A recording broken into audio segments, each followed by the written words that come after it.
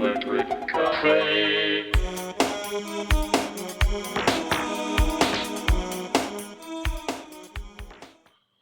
Hey everybody, welcome back to Electric Cafe. Today's album review is an album actually coming out today by a young lady named Eliiza Waters, and the album name is called Monad. There was a preceding single already released just before the album, and it's called Whetstone, and we'll hear that as the fifth track um, today. There's eight tracks in total. Eliiza describes her music as, or describes herself as an experimental folk artist. In the last few years, I've been really interested in hearing and excited by a lot of the folk scene. Um, and even though I'm really kind of green when it comes to the traditional and the history of folk music, I don't pretend to be an expert at all in folk music. But in the last couple of years, I've got a chance to review and come across um, different folk artists, and what I really like um, is the combination of how a lot of these folk artists are inspired by different genres and sort of blending it with the traditional folk in a unique way. I've heard everything from some folk artists inspired by ambient music and experimental music and even shoegaze, vaporwave, um, a lot of different styles of music. I've got a chance to review in the last couple of years, specifically online, and it's really exciting. And to come across, somebody who is their first album in this genre is really exciting. So I'm curious and I'm excited to hear and also share her music with you guys. Um, I have the link down below for her website, which is elizawatersfolk.com. You can find her on Instagram, YouTube, and Bandcamp. But certainly go to her website for announcements. And yeah, the album's coming out today, which is really exciting for her. In between the tracks, I'll talk a little bit about her inspiration and also how she describes her music. And then also I'll review each track and give my thoughts on each track, and then I'll do an overview on the album, and hopefully you'll like what you hear as well. So we're gonna go on to the first track, which is called Yellow Meadows, and this is by Eliiza Waters on the album Monad, which actually launches again today.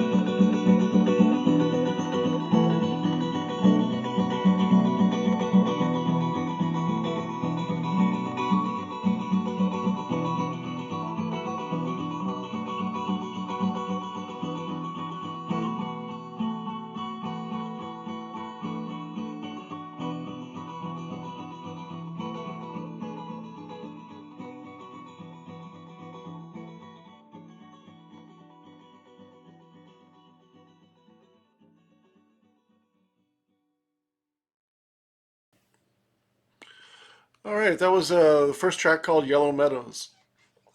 There's two things that I took away from that track.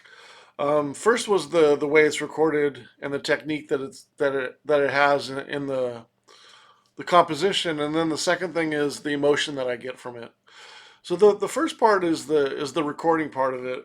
Um, the the way the guitar is microphoned or mic'd, it feels like it's far apart from it. I'm not sure if it's a foot apart. I'm not sure if it's in the same room as it. It seems probably like a foot off. But one thing I liked is it's not right on it, and I could be mistaken about that. And it's just the volume of the track is fairly low, which makes me believe that this song wasn't necessarily mastered or normalized or really accentuated in a post production side of audio, which I'm totally fine with.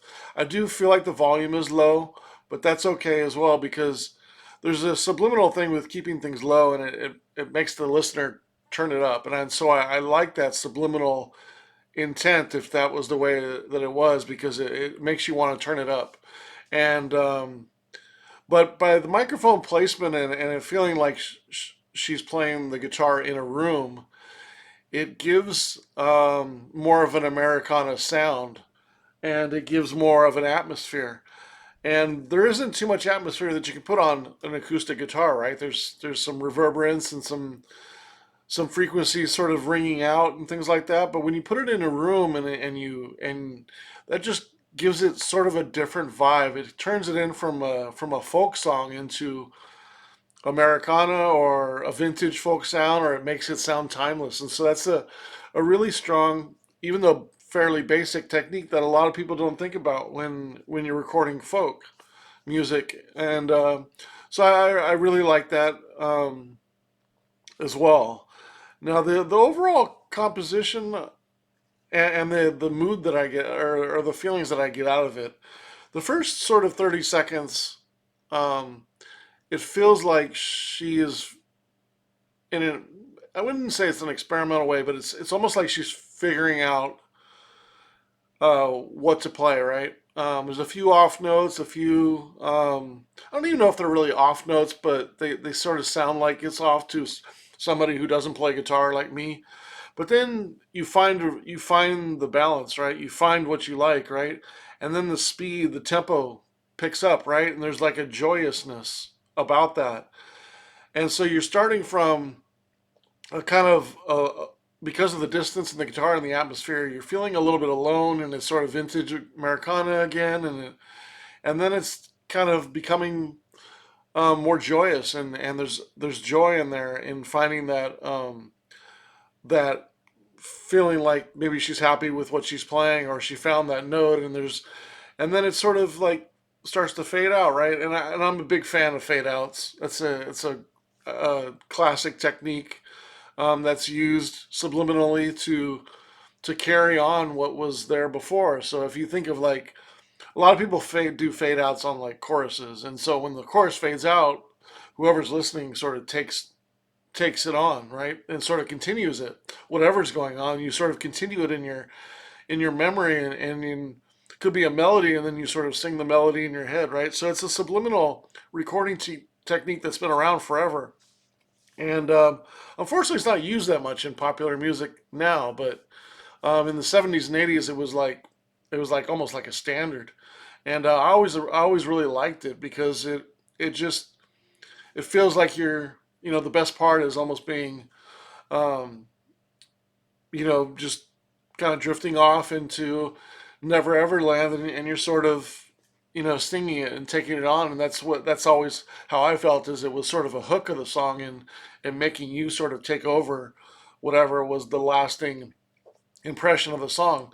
But then the other key about it is so when it starts fading out, and then there's a few more notes in there of imperfection, and from a personality standpoint, it still feels like you sort of looking for something, you found something, and then um, you're still not perfect, right? You're still vulnerable. You're still imperfection. So even though you found joyousness in a great guitar part or or you're successful in making a song, there's still a part that is not perfect. And I feel like that really kind of may resonate with the artist who wrote the song. And not saying that they have any kind of thing going on or something like that, but it's just, it sounds like you're sort of experimenting, and then it sounds like you found something, you're happy about it, and then there's still some imperfections. And it's a nice vulnerability, and it's a human side, and that's what I get emotionally from the track, like a feeling of accomplishment, or feeling of your finding yourself. You feel like you found yourself, and there's still some imperfections in there, right? So you're still not perfect. And I really that's what I get from the song emotionally, um, which I find really endearing as well. It is a fairly basic track, but to get that much emotion out of me or out of a listener in a 2 minute song that's fairly just an acoustic is is is really strong, and it's exciting to go into the rest of the track and see what's coming in the rest of the album. I always like small interludes and intros, and I'm not sure how long the next tracks are, but they could be the same, they could be longer, but I always do like a good intro into. It's kind of like you're bringing me into your atmosphere. You're bringing me into your home. You're bringing me into your world, and so I really respect that. And I give it the track. I think it's a good track. I give it 6.5 stars out of 7, right in the middle of good and very good. So let's go on to track number 2 called Polarity.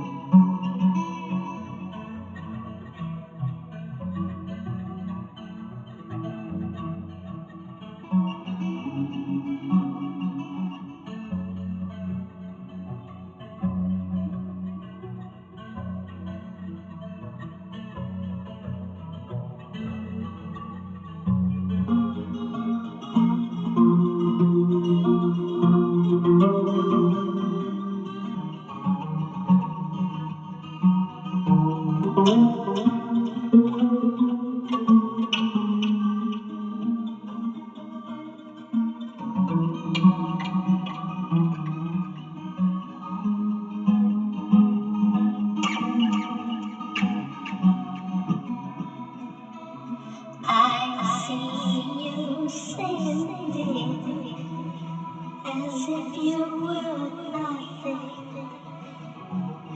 I can see you wafting those lonesome, distant blues.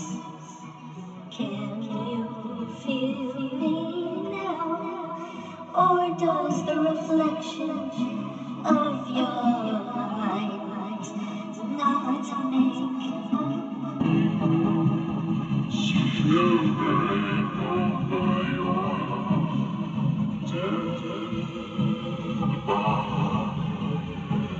which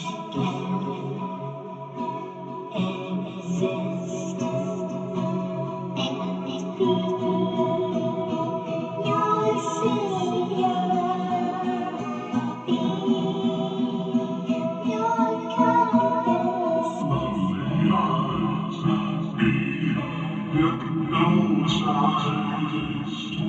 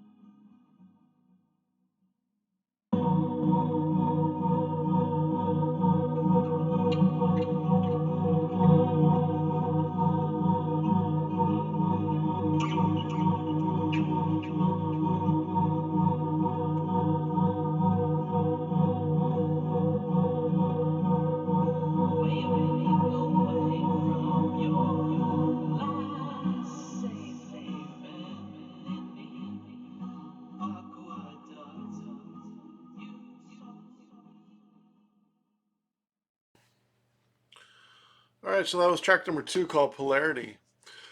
First off, is I really like the effects and the echo on the guitar. It reminds me a lot of Arthur Russell's World Echo, which, if you've never heard this album and you like that sound, check out this album. I would definitely recommend this to Eliza as well. I did a review on it a couple of weeks ago. It's always been a classic of mine. It came out in 1986, and it has a lot of good acoustic and guitar effects over a vocal. And this track reminds me of that album, which is a great thing because that's a classic um, folk album and ambient album. Um, I think a lot of people will probably, and you may get this already talking to Eliza, but it voice sounds a little bit like Kate Bush. I'm sure you'll get a lot of that.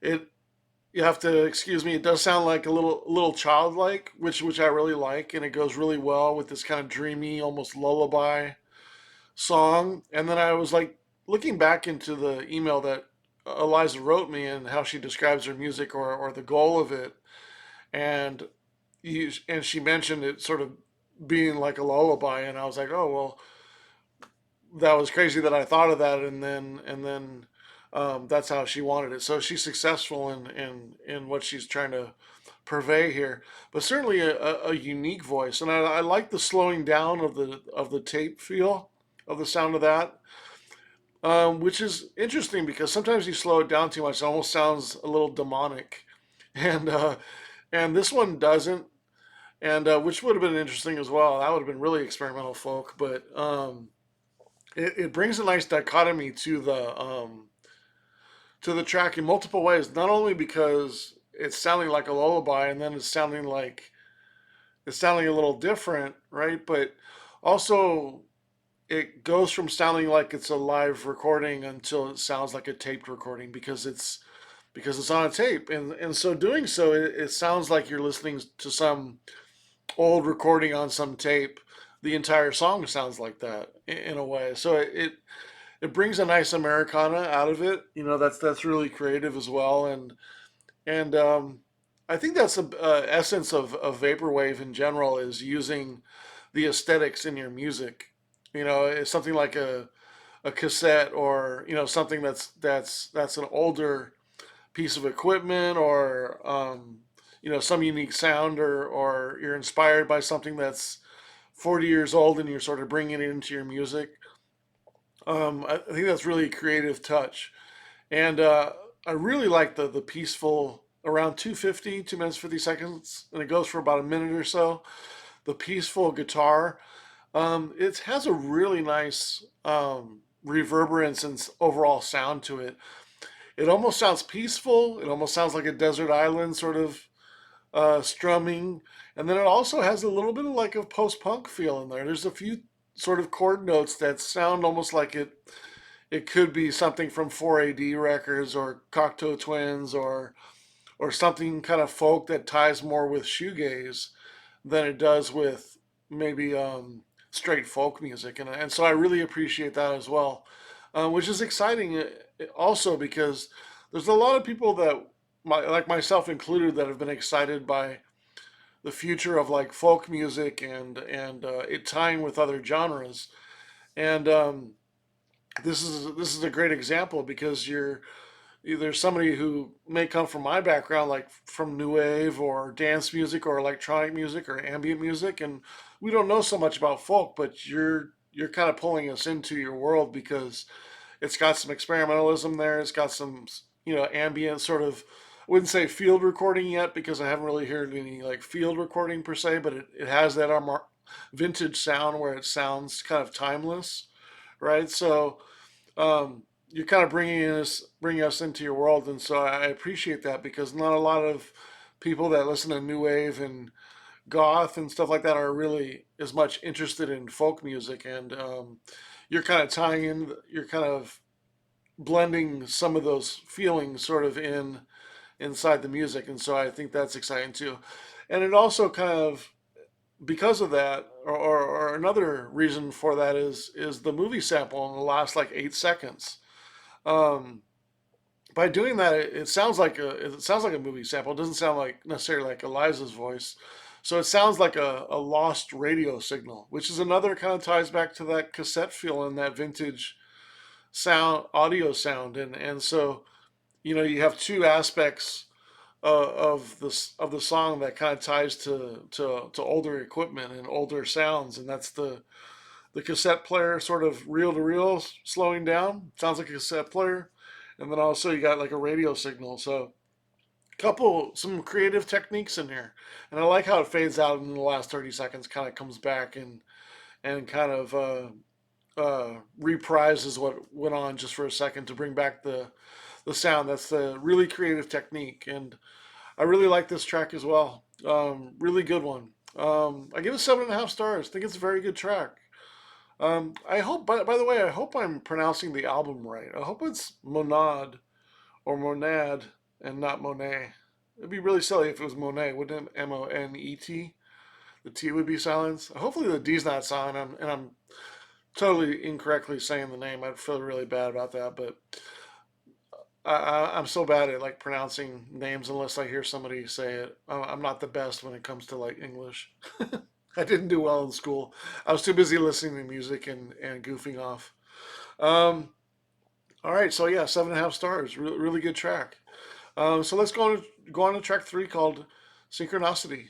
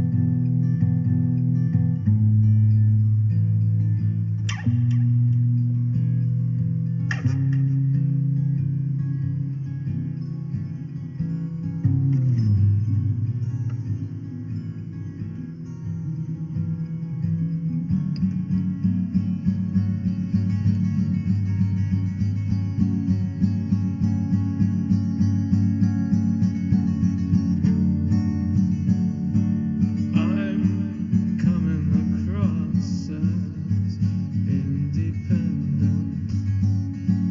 I'm feeling dependent. Nothing matches yet. Everything makes perfect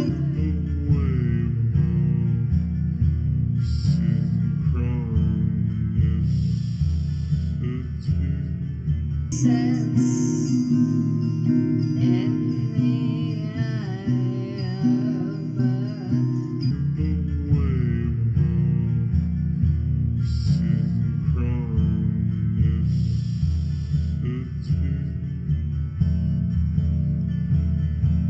Nothing matches yet everything makes perfect sense in the eye of a wandering wise old man who has no more plans.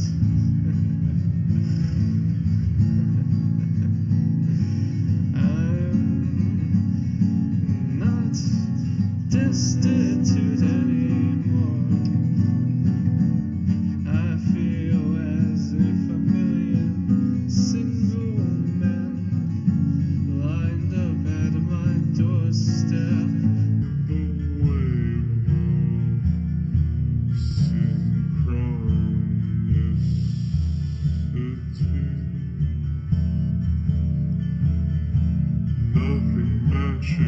Yes, everything makes perfect sense. In the eye of a wandering wise old man. The unforgiven who sings so low.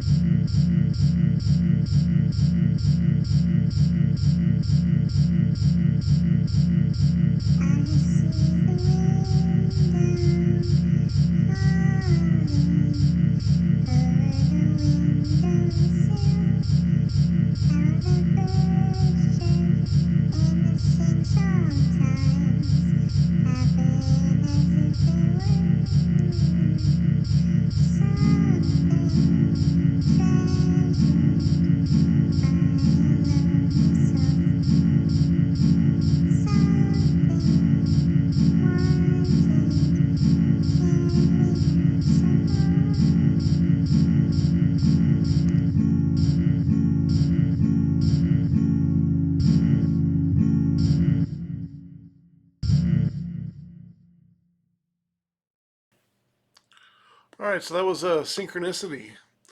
Um, Interesting track. I think I do. At first, I really like the gentle guitar. It definitely kind of puts you in a peaceful spirit, and it's nice and enjoyable. And then obviously it gets a little bit more abstract with the different voices, and it gets a little bit frantic also.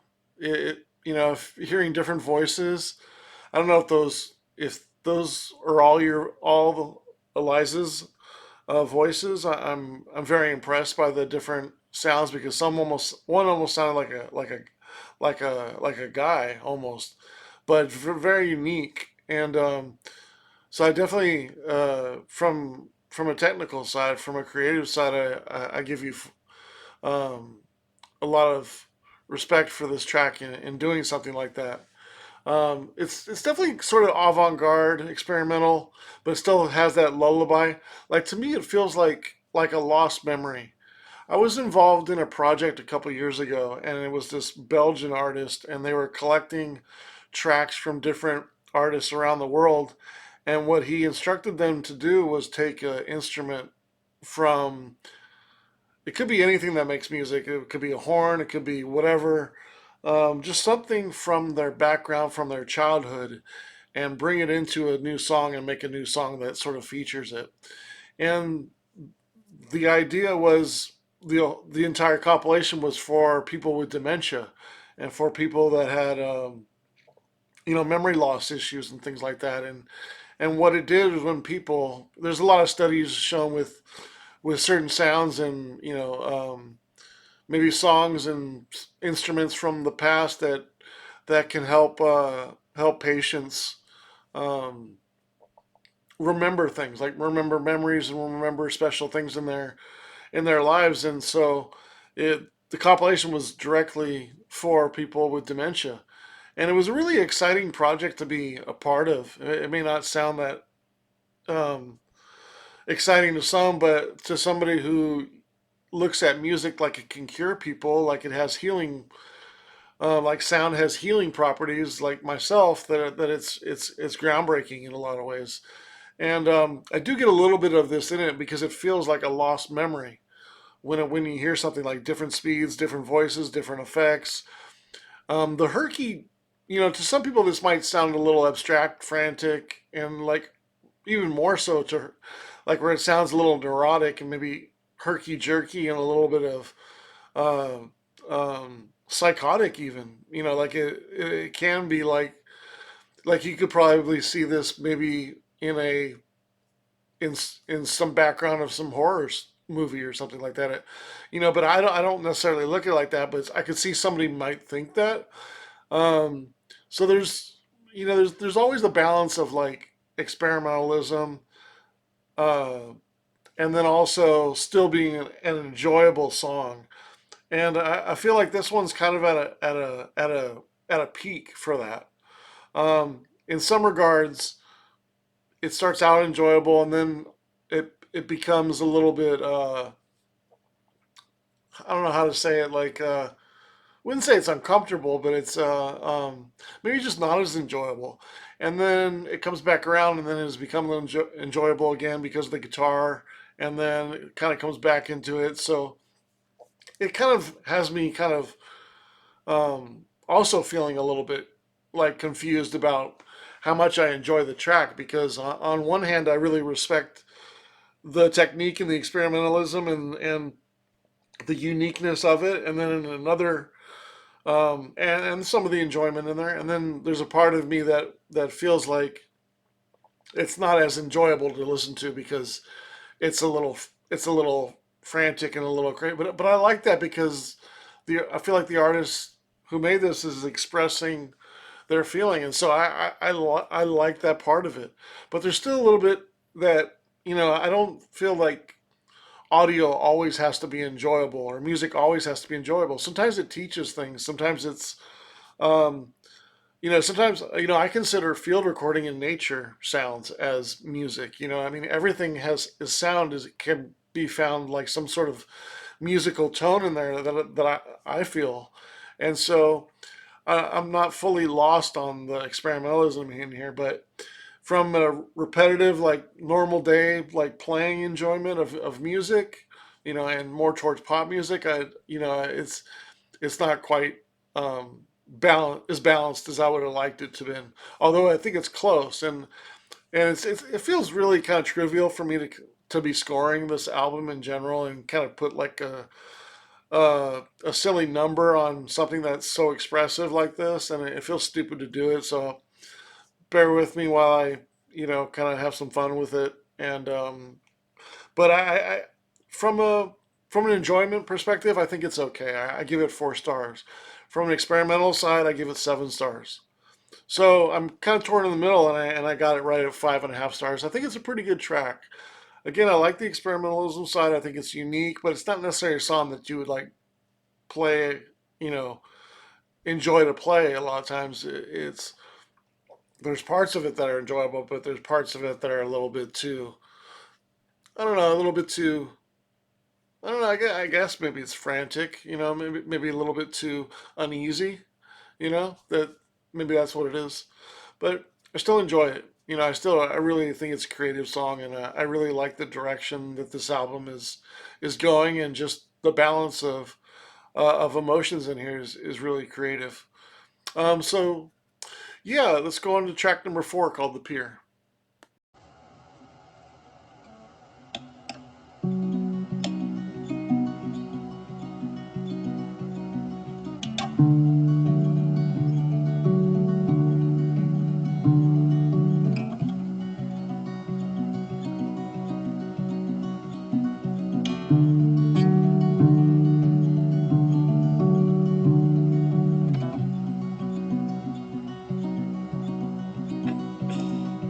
Wandering up the stairs, and you have no phone.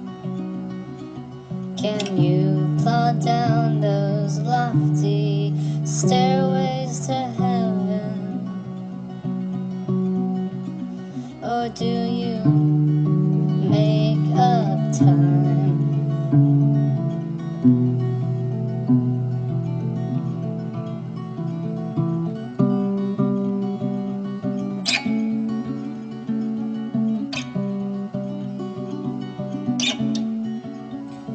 I'm choking inside.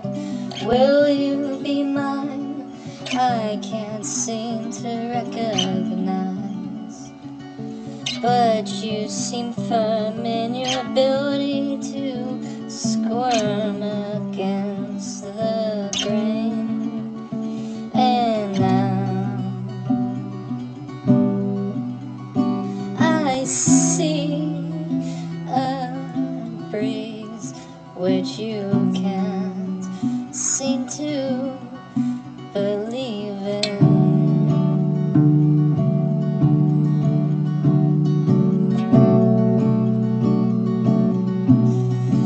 I'm screaming right out of my head. How could you cascade across the forgotten shore? That pier which you had jumped off of, you swam, and you did not return.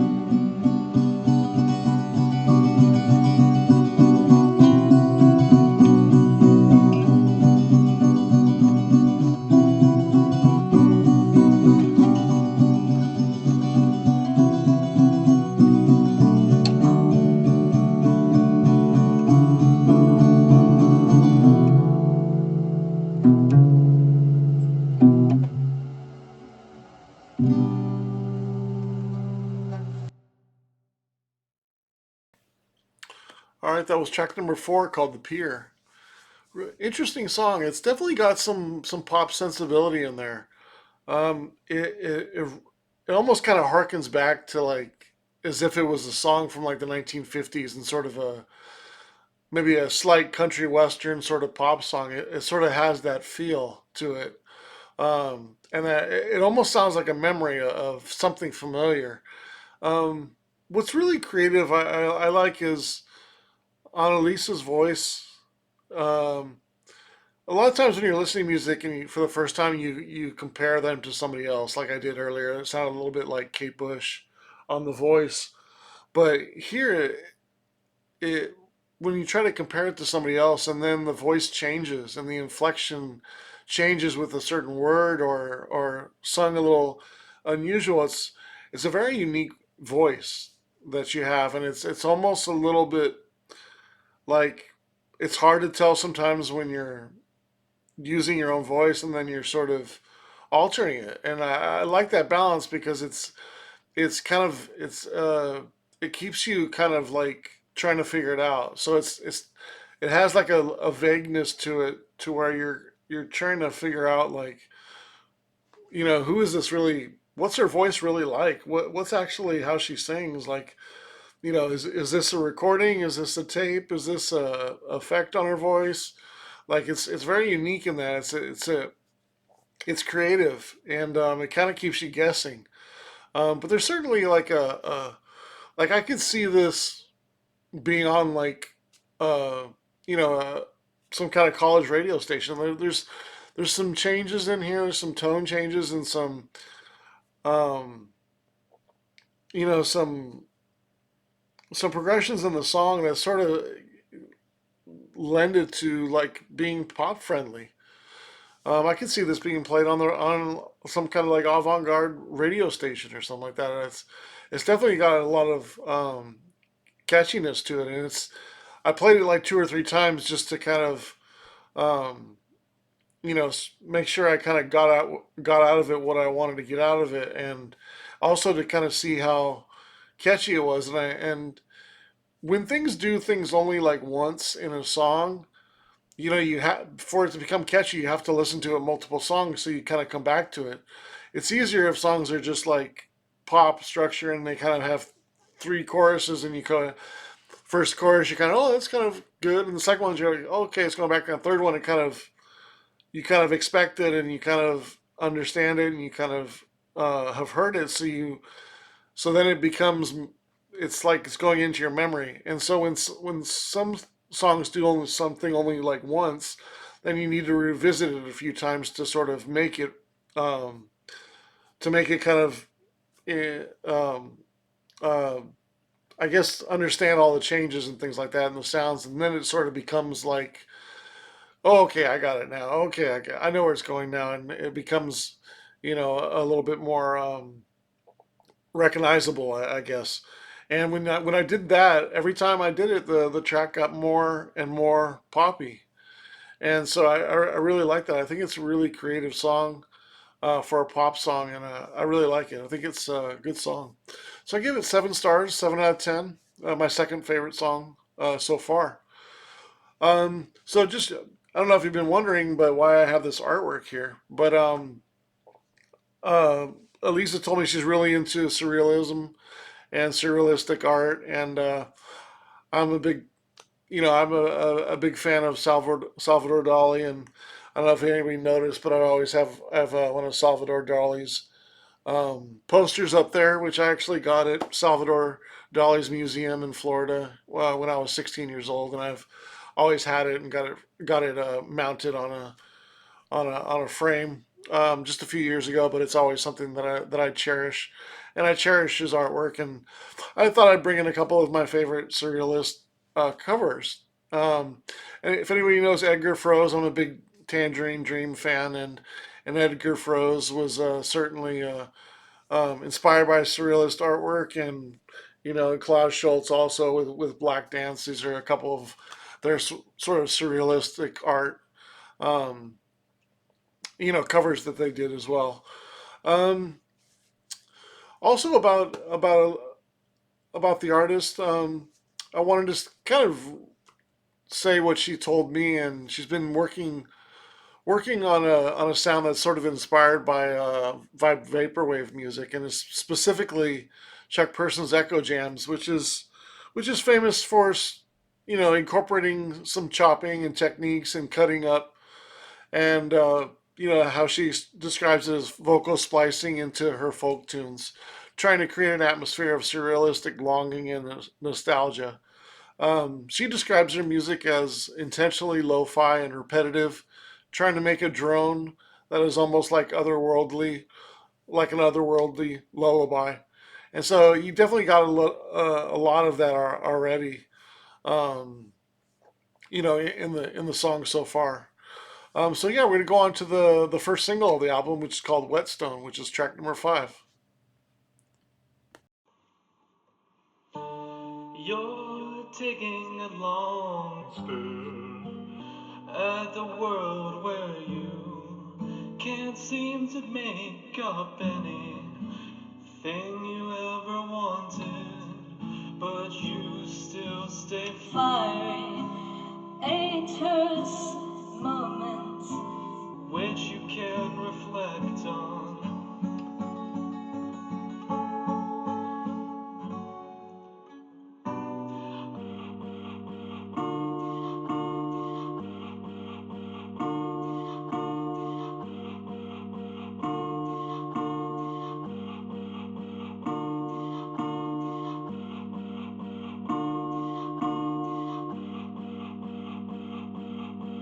will stop to be.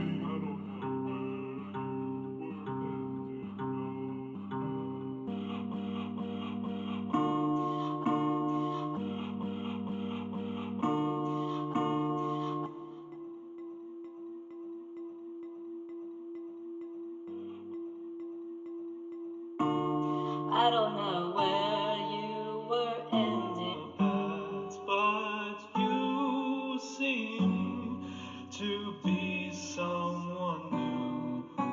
But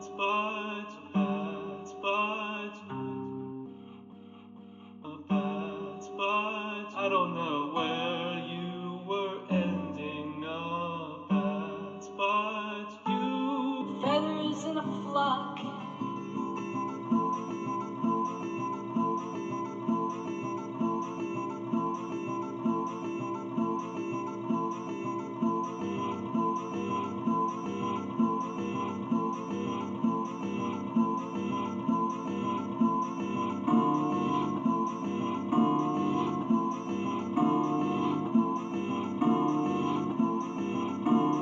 I don't know where you were ending up.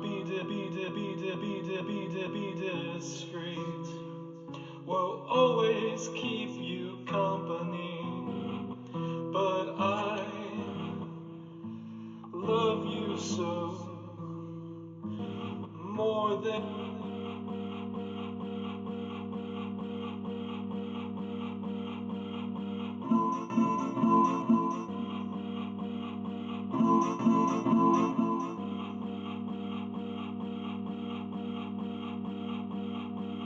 birds love their nest, which they build. 4 p.m. 4 p.m. 4 p.m. 4 p.m. 4 p.m. 4 p.m. in the evening. You're lying on your face, but you can't seem to give up this 'cause you love us, you love us, you love us, you love, you love, you love, you love, you love, you love, you love, you love, you love, you love.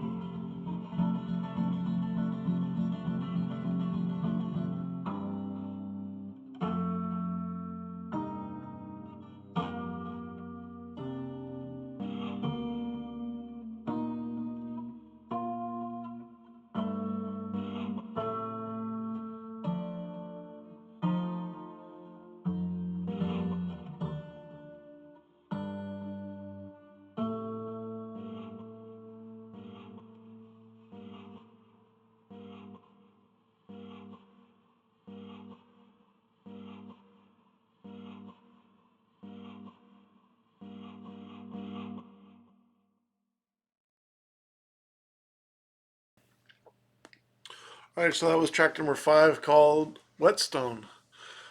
Um, this one, kind of like track number 3, the Synchronicity, this one is a little bit more successful in the balance of making a track enjoyable and making it experimental. Um, where that one was maybe a little bit too experimental, where you kind of where I felt like some of the enjoyment was getting lost. Like this one has a good balance of it. Um, the loops make sense. Um, there's a part where like around 2:45, 2 minutes 45 seconds, where they go back and forth, where it almost sounds like a glitch. That's pretty cool as well. Um, but I do like it that your loops sound more like loops and less like glitches. Glitches sometimes can be, although I like both sort of uses in this track. Um, Loops sound a little bit more towards Americana, where sometimes glitch sounds like technology inside of something acoustic, which also can be a really cool balance as well. But I do like the loop side versus versus the glit side if I was to favor one of them. But I think both techniques are cool in here. Um, it almost feels like sometimes you're sort of um, completely switching to another song because, like, the speed gets slow or speed gets a little fast. It almost sounds like you're changing a radio station to a totally different song, which is kind of creative in itself as well. Um, I'm wondering, just curious, I'm wondering if you could take a vocal and use it as the background vocal and change that speed, whether it be slow or fast, and sort of layer it underneath a main vocal and see if that would work. I think that'd be kind of interesting. Um, but yeah, it's very creative because you have me thinking about how to kind of sound design things and kind of you know make some interesting folk music like this. Kind of makes me creative in how you're doing things. Um, I like this track. This one's probably the most successful balance of experimentalism and being a little bit poppy. I like some of the I like a lot of the chord sounds on there. A lot of the guitar sounds are really nice, especially like the last 15 seconds. That's probably my favorite, along with a little bit in the intro. Some good stuff. I give it a 6.5 stars out of 10. So now we're going to go on to track number 8 called 8,000.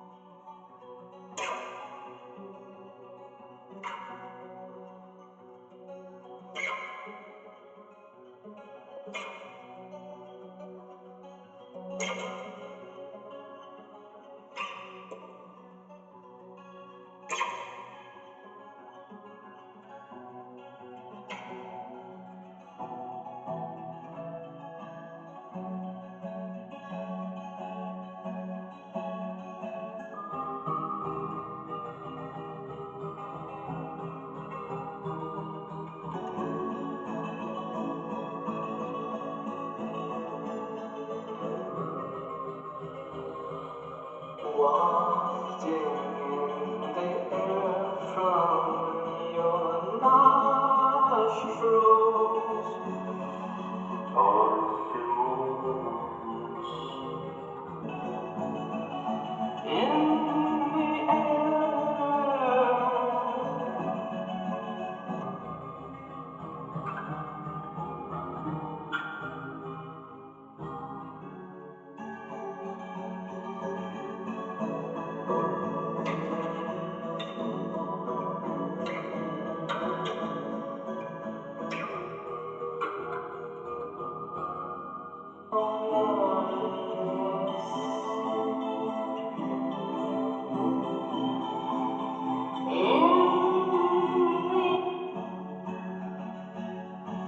I'm standing on the bridge of your nose. I'm increasing looking at me, in which you suppose you're looking at me with blistered eyes, and you can't seem to feel the noise of heat, love, any.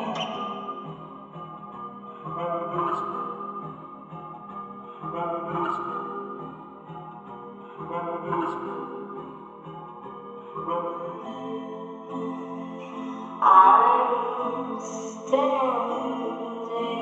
on the bridge, bridge, bridge, bridge, bridge, bridge, bridge, bridge, bridge, bridge, bridge,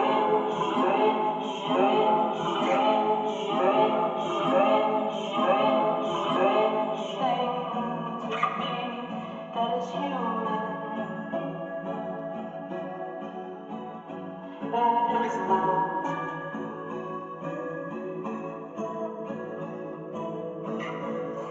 that is human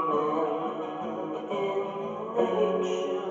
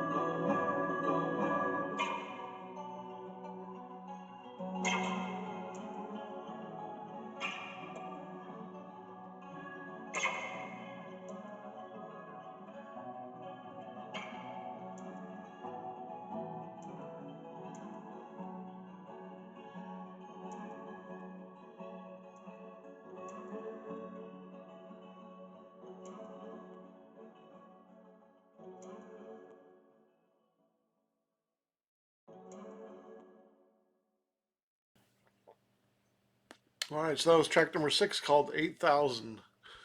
Um, this is a surprising and what I really like is it has a post punk sound to it. A lot of the guitars are very has that kind of dissonance and that kind of it almost reminds me of of early New Order, late Joy Division sounding that kind of guitar.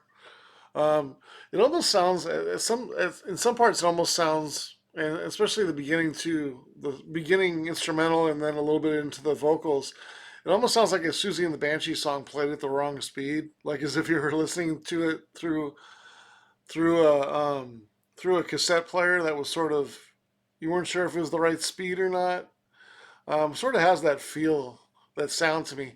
I really like the vocals in the background at 3 minutes and 30 seconds. I think that was a really that was my favorite part of the track. In fact, the whole last 2 minutes, that guitar sound, which reminded me a little bit of Joy Division, New Order, that guitar sound, really especially liked all that in there. Um, Again, this is a good balance of experimentalism, and it's still enjoyable. I feel like that's real. I mean, as much as I love experimentalism, there's I think with some songs you sort of have to balance it with it still being an enjoyable song, and I feel like you did that here. But really, specifically at 3 minutes and 30 seconds, where the vocal is now for the first time in the track, it's sort of in the background, and the guitars are. It's a really nice balance between the sounds and the vocal in the background. There's I can't remember there was sort of something in the middle too. It almost sounded like there was 3 layers, and it sounded really nice. Um, Again, really strong track. I really like this one. I give it 7 out of 10 stars. So far, it's tied for my second favorite with The Pier. Um, when Eliza emailed me about this album, she said she wanted to, just in general, she wants to create an album that consists of everything she loves, including airy Americana, psychedelic trances, and bizarre sound loops. She's most inspired by artists like Dean Blunt, forgive me if I pronounce this wrong, Oneathric Point Never, Daniel Johnstone, and Daniel Johnston, Tim Buckley, and Brian Eno, specifically the Apollo album, which is one of my favorite albums of all time. Um, she wanted to create a world within the tracks, causing the listener to either be hypnotized by the reverb drenched guitar or spiral alongside strange repetitive calls of clicks and voice clips. And certainly this track had a lot of that. Um, so I appreciate you describing it, and I can definitely hear it in the sound. Um, let's go on to track number 7, Disintegration.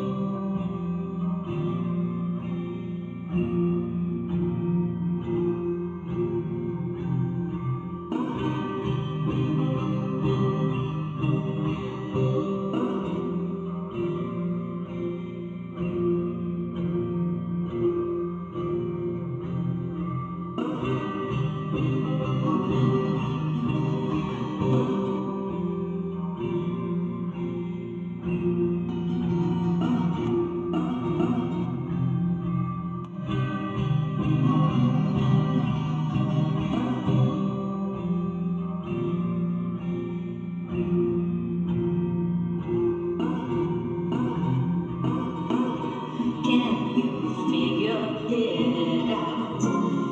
Can you know what I am saying? Do you see me?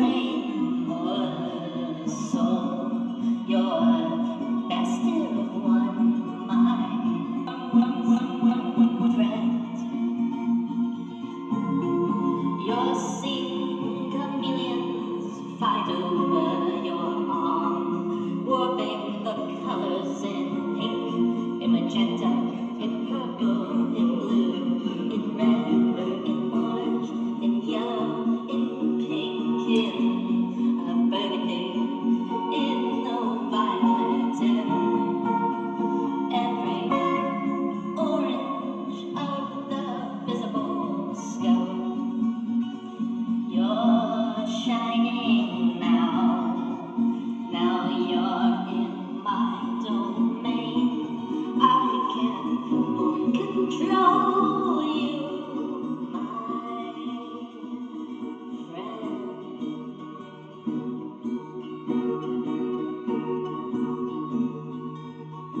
I see a wandering soul figuring out where to. No, no, no, no, no, no,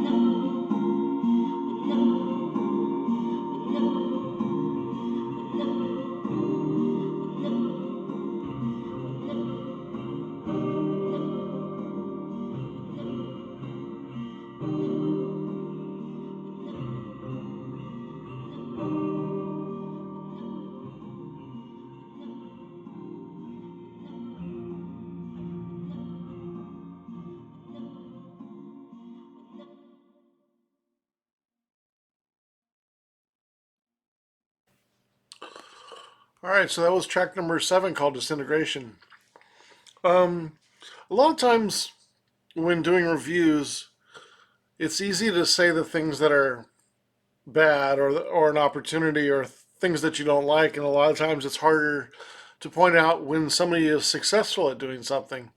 And it might not even be something that you necessarily like, but you feel like they're successful in doing it. Here, I'm happy to say that I not only like it, but I also think it's more successful than um, the most successful experimentalism on the album. Um, this is the best loop work um, of any of the tracks so far. I really like. First off, I really like the atmosphere of the song. This one has a little bit more atmosphere in it, especially near the beginning. Not sure exactly what it is, whether it's the sounds themselves or the feeling that there is a little bit more atmosphere, but it definitely sounds um, a little bit more full, you know. Um, but here, sometimes I feel like this song makes sense on where the loops are, and what you've looped. Um, like on the like at 3 minutes and 30 seconds, there's a calmer part that you loop that works great. Um, it's because it's almost subliminal into it. There's also one at like 2 minutes and 40 seconds. This loop makes complete sense, and it's a more interesting loop. Or the one at 4:10. You know, like these are loops that make sense, and then they're done really well. So it almost made me ask the question of when when do you want to loop, and when do you not want to loop, and what and how long do you want to loop it, right? I think that's probably really important, um, a question for Eliza as she goes forward. But because this track, I don't think any of the other tracks didn't work per se, but this one I feel like is the most successful because of which parts are being looped. There's one at like 4 minutes and 35 seconds where the whole sound, it sounds like a bar being looped, and of course that makes complete sense because it's a whole bar, so it sounds like a normal looped bar. If something's shorter than that, maybe a second or two, it could almost sounds like a skipping, and that's okay too. But you can see the. I think it's really about the things that you chose to loop in here make complete sense. Like I think it was the one around 4 minutes 35 seconds. It sort of becomes natural and sort of becomes like a crescendo, and you're using the loops as tools versus just looping. I think that's really key as well, and you're really successful at doing it in here. Um, where I felt like track number 3, it was a little bit awkward, maybe a little bit too experimental to where it was a little offsetting, maybe off-putting, or whether you didn't know whether you really liked it or whether it was gone too far. And that was kind of what I was saying about the experimentalism may have overshadowed the good thing. And then the other here in track 7, Disintegration, you didn't do that at all. And the other bonus on it is that you repeated the song. So the one that's like a minute and a half, you also faded it out, come back, and around like I think it was like 7.5 minutes, the last 2 minutes or so, you recreated that the at least the vocals and the part that was in the first part. So that was nice because that was kind of like the first time you repeated um, the verses and you sort of repeated the chorus as if there was a. I'm not sure if there was a chorus or not, but there's a whole section in there you repeated in the front and the beginning, and that way it became even more enjoyable because it starts to sound familiar again, and that's also you can do that within the track, and you've done that through the album, but you have to listen to each song do it. Here you did it in one song, so you got all of that in one song, and I feel like it's the most successful. Do I think it's a little long? Possibly. I mean, I like long songs. Don't get me wrong. Um, but I think you could have probably made this in 5 6 minutes and sort of had the same successfulness with it. But that's a small critique. That's just a thought. But sometimes that might lose. A 10-minute long song might lose some listeners. But maybe it could have been as successful in a shorter amount. But I really like this track. I like the way the loops are, the way you use the loops. It's great technique, and then also a little bit more atmospheric in here. I think there is some opportunity to use some different sounds, in the background. Maybe it's like some field recordings, like maybe some nature sounds and maybe some background music, maybe some street noise. Like I think if you think of it like you're being really creative in the patterns, and if you can surround that with even more things that help the atmosphere, it helps with the lulls and it helps with distracting your attention from things that are going on. So if you, even when you have things that are like very experimental going on, if there's something in the background to still distract your attention that's consistent, then you're not going to be as they're not going to be as awkward as track three was with some loops. I felt like some of the loops in track three are maybe just too stand out. They stand out a little bit too much, and they almost sound like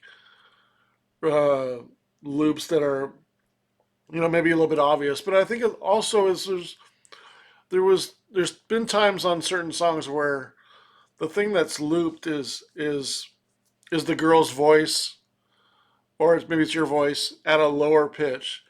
And as much as it's a cool technique, I'm not sure if everybody likes hearing songs at like a slow pitch, and so it becomes awkward, and then you repeat it, and it's looping.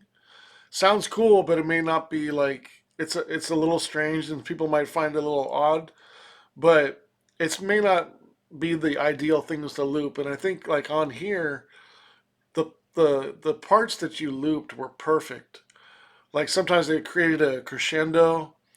It pulled out the melody more.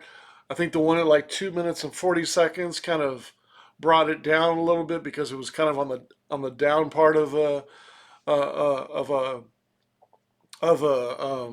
a pattern, or a chord progression was sort of at the bottom of that, so it's sort of felt like it embellished that chord progression. So again, this track is really like I think probably the most well balanced and successful and exciting track in here as far as the experimentalism in here and also the depth in here. So a really strong track. I gave it 7.25 stars. It's my second favorite track. I feel like track two, Polarities, um, probably my favorite as far as the melodies, and the lullaby feel and the techniques in that. But this one, as far as like more of an experimental composition, I think is the most successful. So I give it a 7.25. So we're gonna go on to the last track here. It's called Your Creation. Let's check out that one.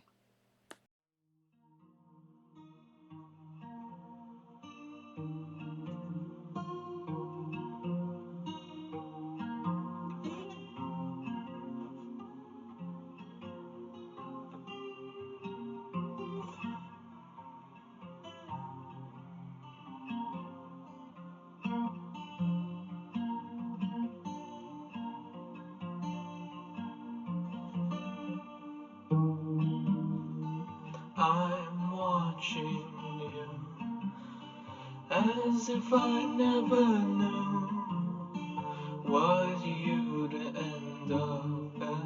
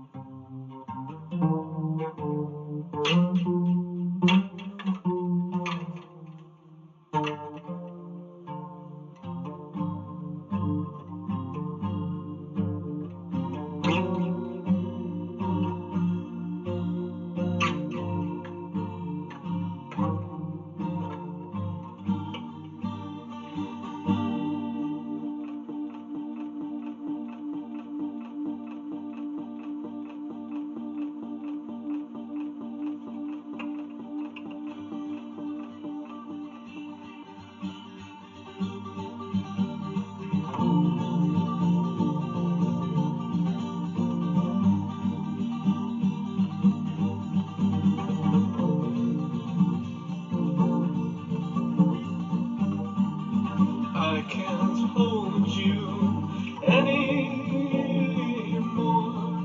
but I still love you, even though if we can't be for sure what the end result may be. I just know what I can't do to thee. I can't be just, I can't be cruel, I can't be anything that my mind wants to do. I can't be love, I can't be hate, I can't be anything that you want to create. I want to be your savior, be your compass, be your final one.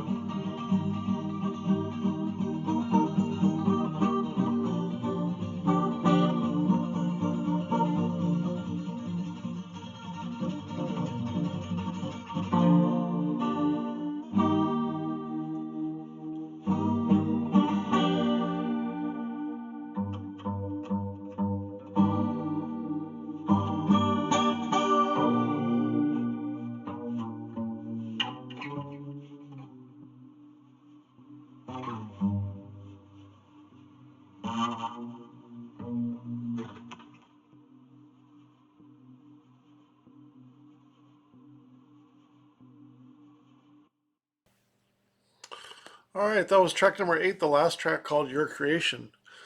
Um, this track I feel like is probably the most catchy track on the album as far as straightforward. Almost gives me kind of an, again, like a post-punk, New Order kind of a vibe to it with the guitar part anyway. There's a little bit of melancholy in here, which I really like. Peaceful guitar sounds. This has like the most potential I feel like for a pop song. A little bit less loops and experimentalism in here, but I think that there's going to be songs like that where it's more towards that side. So makes complete sense.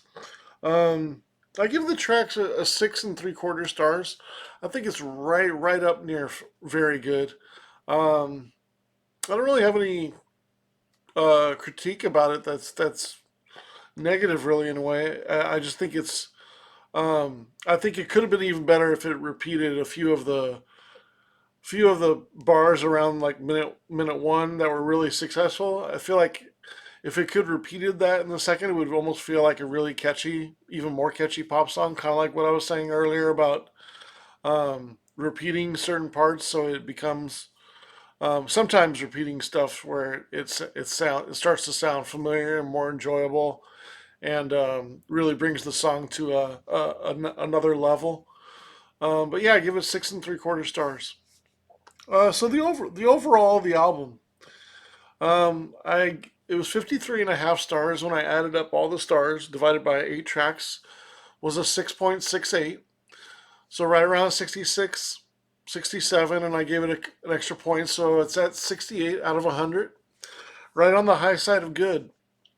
I really enjoyed listening to it. I think I think the better the songs actually get, the better they inject into the experimentalism and the sound. I feel like the sound and the aesthetic of the sound is there. I feel like if the songs are a little bit more catchy on their own, and they're maybe better, more different songs, and the better they are, the better they'll sound inside the aesthetic and the world that you've created. I think that also goes with what to loop and what not to loop. And then the last thing I would say was, I think the more creative atmosphere that you can use to support the sound here, I think the better. I think those couple things would take it to even a higher level for me. A little bit more atmosphere, maybe a little bit more catchy songs, a little bit more different songs, better inherent songs. Maybe a couple of them sort of repeating themselves in songs, and yeah, what not to loop and what to loop can make the tracks even more successful. I don't think there was anything again that was really looped that was out of line here at all, or glitchy or effects or anything like that. Everything was on the up and up. But I think there is some opportunities where some specific things can be looped, because looping can take people's attention away from the song. So it has to be done really well, and it has to be certain parts of the song. If you can figure out like what parts sound the best in that particular song to loop, then it's just going to be more successful. And so that combined with the atmosphere and just continue to write better and better songs, I could easily see this in the sevens and eights. Um, if for me liking it, up in the very good to excellent tier for myself. But still, a really good album. 68 out of 100, right on the high side of a good album.